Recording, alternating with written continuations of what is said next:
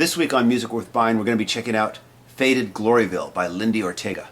And one more for the fans from Lynyrd Skynyrd.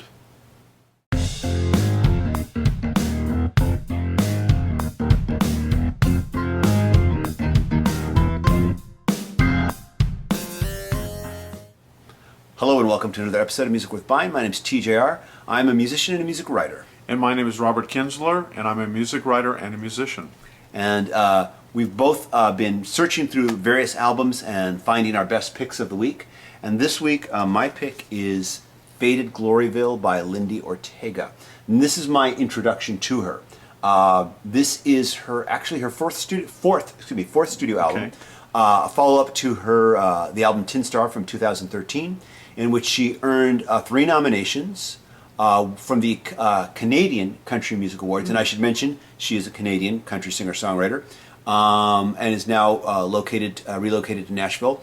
When this album was first introduced to me, it was introduced to me as rockabilly. But then I found out when I put her CD in, it said she was country. But quite frankly, I don't know if either of those titles really fit. I feel like I hear so much more when I listen to her. I hear everything from R&B to Bruce Springsteen. And yeah, I do hear the country. Yeah, I do hear the rockabilly. But I hear so much more. And so I'm going to go ahead and play a track here. And this is the title track, a heartbreaking song called Faded Gloryville. Here we go. There ain't no stars in Faded Gloryville. We've chased our dreams into the ground. If disillusion has some hope to kill. You know, I did get to hear this album once, and I'm planning on reviewing it and giving it additional listens. I was very impressed on the first listen. You bringing it back today, just a great song. And the Springsteen analogy is appropriate. Just very powerful and emotive, and she has a great voice, too, which is something you don't always think about when you're talking about a really intense singer-songwriter. But she's a whole package. Yeah, she really is. This song here, it's just tremendously heartbreaking. Not too long ago, it seemed like there were all these very calculated pop songs coming out about how, you know, just believe in your dreams, they're all going to come true. You know, and this is a song about what happens when your dreams don't come true. And in real life, I'm sorry, that does happen. You know, dreams don't always come true. That's heartbreak is part of it, part of life, you know. How you choose to deal with that, though, you know, is up to you. But it does happen. Dreams don't always come true. And she said that her inspiration for this song, and a great deal of inspiration for the album, was that she was at a place where she felt her career had kind of not gone the way she'd wanted it to, and she felt like maybe this, you know, maybe this wasn't going to work out the way she'd hoped, you know, and maybe things weren't going to go the way she'd always dreamed. And she kind of went into this kind of very dark and sad place. Her way to pull herself out of it was to write about it, of course. Yeah. But yeah, so this is just a tremendously heartbreaking song. But I think, you know, there's a place for positive affirmation songs, so long as they come from a real place and they don't feel calculated, the way I feel a lot of pop songs did that tried too hard to cover this. But there's a place for this too. There should be a place for these darker feelings, for these more negative feelings, for these sadder feelings. There should be a place for that, for this other side of life, because it does happen. Yeah. You know, these things do happen. Yeah. And you can't pretend like it doesn't exist. Yeah. So I think it's a brave song, and she took a dark moment in her life and really turned it into something just tremendously powerful. You know. Now on this album, the packaging wise, I think it's very beautiful. It comes in a mini vinyl gatefold here. So there's front and back. Here is the interior. It's beautifully designed. Yeah, I love it really the look is. of it. Yeah, the great look. It's retro, but also it has a timeless quality to it. Just great. Oh, yeah, just great. And it comes here with this fold-out here. Not a booklet so much, but just a fold-out here. The fold-out does include all the lyrics, which I'm very glad. The lyrics are easy excellent. to read. Very easy to read, absolutely, yeah. And of course, the usual credits, the thank yous, the personal notes. And she talks about a little bit about the, you know, the creative journey on this album. And how she managed to pick herself back up again and say, okay, you know, let's move. Time to move forward here. And because and she says it in the liner notes, it's very hard to sell an album these days. Yeah. Incredibly hard Yeah. to sell an actual, not just a physical album, but just to sell an album even digitally. It's incredibly hard to sell one anymore. Yeah. And so and this is true. But anyways, though, but just it is a nice package. I think it's really nicely put together. Like I said before, throughout this album, I hear, the elements of, like, there's a track here, "Tell It Like It Is," where it starts out like a very traditional old school country western ballad, but then suddenly it moves effortlessly and seamlessly into this very kind of heavy rock chorus. And we're not going to get to that track today. I'm sorry, but that's because. The track I am choosing is the only cover song on the album. Normally I wouldn't play a cover, I would go with one of the originals, but this cover is just too good. This is a cover of a Bee Gees song, actually, believe it or not. Wow. And it's she does this brilliant job with it. Let me play it for you and then I'll tell you which song it is. Here we go. Baby, you don't know what it's like. Baby, you don't know what it's like to love somebody the way I love you.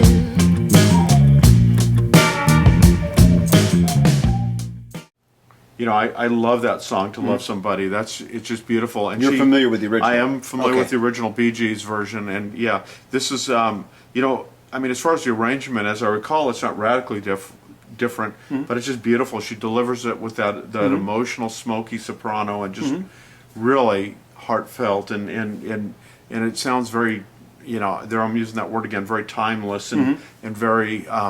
It just really touches you and stuff. Just really powerful. Yeah, She's a great singer. When I first started to hear it, I didn't even realize what it was. I just started to hear the guitar groove. I thought, oh yeah, this sounds very R&B. And then as I'm listening, I realized, wait a minute, yeah, this is a Bee Gees song, isn't it? Oh, okay. Yeah. That's why it sounds R&B. This was a Bee Gees song from their very first album back in the '60s. Yeah, back when they first before their disco era. Before the disco era, Yeah. before Saturday Night Fever and all that. Yeah, Yeah. And but yeah, I mean, one of the things I love about the songs on this album is that was a cover, of course, but I love the cleverness of the lyrics on her original songs.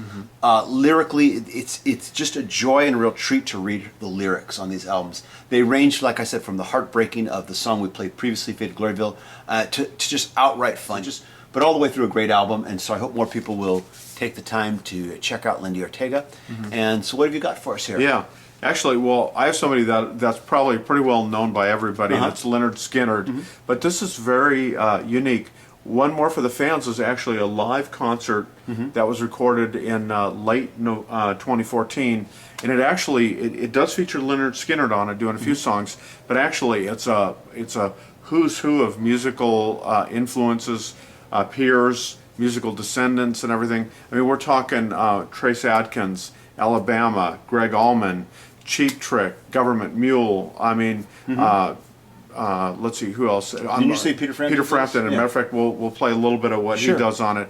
But it's just great, and it's the concert presented both on 2 CDs and on a DVD. And I have to say, I've listened to the concert and watched the DVD, and it's just great. It's a great celebration of Lynyrd Skynyrd, and also you're getting to see some of these other great artists. And it's just a great concert. And it was recorded, I think, in Atlanta. I'm blanking out here at the Fox Theater. I guess I've not been there before, but I guess it's a pretty legendary venue, and the fans were great, and everybody was obviously really excited about the show and all the great artists that were performing. So it's going to be hard to pick who to feature, but I thought what we do is play a little bit. First, we'll kick it off with an arrangement that's pretty faithful to Lynyrd Skynyrd's, and that's from Peter Frampton. Okay. So let's listen to a little bit of that, and I think everybody will know the song. Okay. I better. Okay. Yeah, they call me Freeze. I keep going down the road. I ain't got me nobody. I don't carry me no load. Oh yeah. Ain't no change in the weather. Ain't no change. Okay. Now, of course, I know that song. Yeah. Probably not personally my favorite Lynyrd Yeah, Skynyrd yeah. song. Good song. Yeah. Good song. Not one of my personal favorites. Peter Frampton does a good job. It's very faithful. Right. But the one thing I will say is when he rips into that solo in the middle, I'm sold. Yeah, yeah. Because he just kills it on the solo. Yeah, yeah, and that's and it is, the arrangement's pretty faithful on this Yeah. one, and the next one we hear will not be as faithful. But what I like about it is, yeah, it's, you wouldn't necessarily think in like a British, blues guitar player doing Skynyrd, and next we're going to be hearing something from Cheap Trick, and you wouldn't necessarily think of Cheap Trick. But I think that their influence is pretty far and wide. Lynyrd Skynyrd's story is obviously tragic, how so many of the band members are gone either from the original plane crash that took some lives or in the subsequent years and stuff. And it is a tragic story. But, this album really is a celebration of the band, their surviving, their music, and kind of their profound influence. I mean, it's Southern rock. I mean, some of the bands on here, we can't obviously get to everybody, but a Government Mule or a Moe or I'm trying to think of who else on here really jumps out at me, like a Blackberry Smoke. Some of these bands that have come about in the subsequent generations really have been influenced by Skynyrd, and I think they have had a lasting impact on the music scene and the music world. So We've talked about Blackberry Smoke on this channel. Yeah, we before. sure have. Yeah, we've discussed their albums, and the influence is obvious. yeah, and Absolutely. it's great, and I think that's a sign of a great and important band, is your legacy going to outlast you? You can have, there's some bands, and we won't say that here, but maybe they're kind of like, they have a strong fan base, they're kind of influential in their time, but I think when the band breaks up or they fade away, you don't find other artists trying to like go to the spring there, draw from that, and then kind of reimagine that music in their own. Yeah. I think Lynyrd Skynyrd has proven that definitely there's been a lot of bands and artists that have come after that have really either wanted to do their material or definitely they wear those influences on their sleeve and stuff, So And the Drive-By Truckers, one of my favorite bands. They actually bring up Skynyrd in quite a few of their songs, actually. Yeah. So and actually bring up their influence, as a matter of fact. Even though one of the head songwriters said, even in the song, didn't like them when I was younger. I was rebelling against that kind of stuff. But then later, as an adult, I began to realize how great it was. Yeah, exactly. That exactly. type of thing. And I think that's it. And I myself, when I was younger, I was not necessarily a huge fan. I knew their hits and stuff. Yeah. But I think there was other bands that were more part of my consciousness kind of thing there. But I definitely have, as seeing Skynyrd and getting a little bit older, and then you do say, hey, they were a really great band. These were great songs. And I think what you're seeing here with this album is they are really being celebrated and getting some of the recognition that they deserve. Cool. I think that. So what do we hear next? So yeah, and really quickly, I know we talked about the package really quickly. Oh, yeah. There isn't a booklet in here, but the documentary is really great. There's some interviews with some of the bands, and you really get to see the fans and the celebration. And I think it more than makes up for the fact that there's not a booklet. Yeah, you don't really need a booklet if you got a documentary. Yeah, exactly. You don't need With it, the interviews and the great behind-the-scenes footage and the great performances. So what we're going to listen to now actually is Cheap Trick, who, like I said, you wouldn't necessarily, and they're going to cover "Give Me Back My Bullets," and listen to a little bit about how they shred here. I'm curious. Here we go. Life is so strange, it's changing, yes indeed. But I've seen the hard times and the pressure's been on me. But I keep on working like a working man do. I've got my act together, gonna walk all over you. Give me back my bullets. Put 'em back. Seriously? Power pop? Yeah. You actually think this sounds power pop? No, I don't think this one's. Oh, okay. No, I'm saying they're known as like a seminal power Oh, pop okay, band. okay. Kind of meets post All punk. right, I'm like, power pop? No, Yeah. I don't hear. Like In Color is considered a power pop This album. is definitely. this is really. I mean, I've heard Cheap Trick. Yeah, I've Cheap heard Trick. Cheap Trick. Excuse me, say that 3 times fast. Be very heavy sounding. Yeah. But this is very heavy and dark for them. And Robin Zander sounds great. He doesn't sound like Robin Zander, Yeah, not the Robin yeah. Zander I'm used to hearing. Yeah. He still sounds good. Yeah. But if you'd played this for me without telling me ahead of time, I wouldn't have realized it Yeah. was Cheap Trick. But that's what I mean. they sound good. It's Yeah. kind of unique because you aren't used to hearing them. I mean, I've heard Yeah. Cheap Trick, go heavy and stuff. Some hard hitting stuff. yeah, there's- yeah. But yeah, this is a little turn for them. But it was one of the many pleasant surprises on the album, and and there's all kinds of things, and we couldn't obviously hear a lot. But I Yeah. just love Greg Allman covering Tuesday's Gone. I mean, it's Greg Allman. is terrific, but I don't think he's ever sounded better than when he covers out on this album. It's just terrific. And Alabama, Give Me 3 Steps, another great. But yeah, they're you know, like I said, these are great songs. They stand up really well, so they're open to different you know, performers coming in and adding their touch to them. You know, cool. so. All right. Well, thanks for bringing that in. Yeah, and thanks for bringing in Lindi. I mean, I didn't Absolutely. have time to mention it, but I had seen her at Stagecoach Festival, and she was terrific live, and I was excited to see that you brought her in. You've Yeah, seen yeah. everybody. I've seen everybody. Yeah, Yeah. if you go to enough Stagecoaches and Yeah. Coachellas and Doheny Blues Yeah. Fest, you get a lot of music. It's the under nature of your belt. job, though. It is. Yeah, it is. So I envy you. I envy Yeah. you. But anyways, we want to thank you very much for watching the show. Please subscribe if you haven't done it already, and if you have, we thank you very much. We also thank everybody who shares the show on Facebook, Twitter, and any other social media that you partake in. And so, till next time, my name's TJR. You can check out my music at